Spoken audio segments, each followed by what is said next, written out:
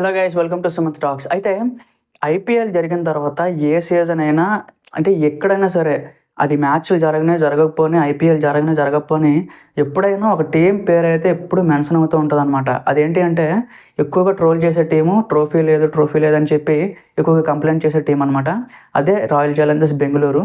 అయితే ఆక్షన్ అంతా కంప్లీట్ అయిపోయింది, అంతా పర్ఫెక్ట్ అయిపోయిందనమాట. సో ఎలా ఉంది టీము, ఎలా సెట్ చేసుకున్నారు అని వీడియోలు మనం చూసుకుందాం. ఫస్ట్ వచ్చేటప్పటికి చాలా సంవత్సరాల నుంచి వీళ్ళకి బౌలింగ్ బాగాలేదని కంప్లైంట్ చేస్తున్నారనమాట. బౌలింగ్ వచ్చేటప్పటికి ఎస్ దయాల్ ఫస్ట్ బౌలర్, అలాగే హెజల్వుడ్, దాంతోపాటు భువనేశ్వర్ కుమార్, ముగ్గురు కూడా ఫాస్ట్ బౌలర్స్. సో ఎస్ దయాల్ని తీసుకున్నారంటే మరి నాకు రీజన్ ఏం పెద్దగా అనిపించట్లేదు. ఎందుకు అసలు బయటకే వదలలేదనమాట. ఎక్కడైనా పర్ఫార్మెన్స్ ఉందా అంటే ఒక మ్యాచ్లో ధోని వికెట్ తీశాడు కరెక్ట్ టైంలో. సో అదొక మంచి ఓవర్ వేసాడు, అది బాగుందనమాట.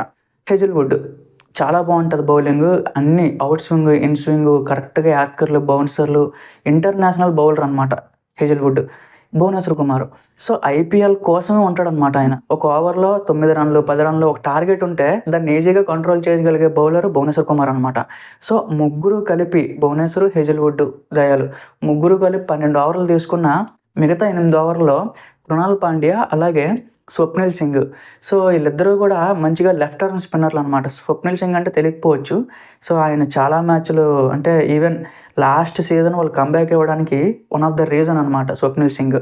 సో 5 బౌలర్లు కూడా చాలా మంచిగా సెట్ అయిందనమాట. సో వీళ్ళతో పాటుగా బ్యాటింగ్ సెక్షన్ వచ్చేటప్పటికి అది ఎంత తక్కువ మాట్లాడితే అంత మంచిది గైస్. ఎందుకంటే చాలా పర్ఫెక్ట్గా సెట్ అయిపోయిందనమాట. ఎందుకంటే లివింగ్స్టోను, కోహ్లీ.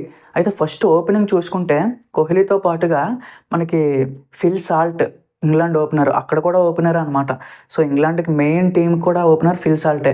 సో ఎంతో ఎక్స్పీరియన్స్ ఉన్న ఓపెనరు ఇప్పుడు మన ఆర్సీబీకి వచ్చాడు కాబట్టి కోహ్లీ అలాగే ఫిల్ సాల్ట్ ఓపెనింగ్ దిగుతారు. ఫస్ట్ డౌన్ వచ్చేటప్పటికి లివింగ్స్టోన్ కానీ లేకపోతే టిమ్ డేవిడ్ కానీ, సో వీళ్ళిద్దరిలో ఎవరో ఒకరు. సో సెకండ్ డౌన్ కూడా ఆల్టర్నేటివ్గా టిమ్ డేవిడ్ లేకపోతే మనకి లివింగ్స్టోన్ అనమాట. పటీదార్ ఒకడు ఉన్నాడు, అబ్బా నిజంగా స్పిన్నర్లకి నిజంగా చాలా బాగా ఆడతాడు అనమాట రజత్ పటీదార్. సో దాంతో పాటుగా ఇంకొక batsmen England left hand batter అనమాట.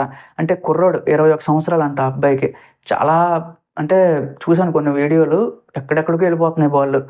బెంతాన్ అని చెప్పి చాలా బాగున్నాయి ఆయన బ్యాటింగ్ స్టైల్ కానీ అంతా కూడా.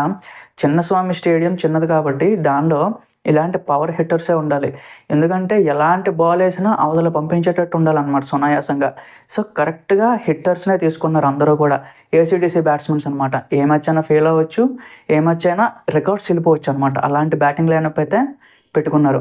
సో అవతల ఆల్రౌండర్లో బాగానే ఉన్నారు, ఇక్కడికి వచ్చేటప్పటికి బ్యాటింగ్ బాగానే ఉంది, బౌలింగ్ బాగానే ఉంది. 3 డిపార్ట్మెంట్స్ కూడా బాగా సెట్ అయింది బెంగళూరుకి. సో కొంత దగ్గరలో మనకు మేమ్స్ కూడా చూస్తున్నాం అనమాట, ఆర్సీబీ కొట్టినట్టు, అలాగే మన కోహ్లీ అన్న ఫైనల్లో సెంచరీ చేసినట్టు. సో కొంచెం వాళ్ళ ఎంటర్టైన్మెంట్ పర్పస్లో ఇలాంటివి చాలా పడుతూ ఉంటాయి అనమాట. సో అలాంటివన్నీ కూడా ఫ్యాన్స్ అయితే చాలా హ్యాపీ అవుతున్నారు అనమాట.